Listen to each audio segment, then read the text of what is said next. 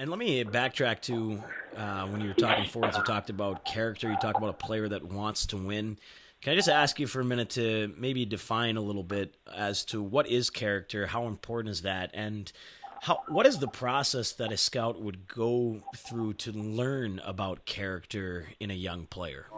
I think there's a lot of truth to the character of the player not being influenced by the score, not being influenced by the role in the score, not being influenced by the opponent they're playing, but you're seeing a player that's always kind of that same.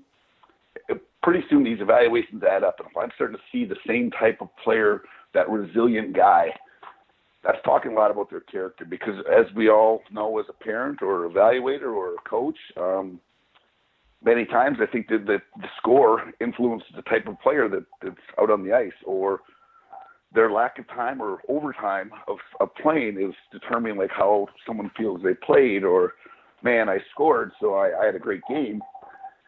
And that character dives into a lot more than just those happenings. And I think character ends up being a big part, and you can find out a lot of ways. Like, we dig into trainers, we dig into guidance counselors, obviously coaches, we dig into billet parents.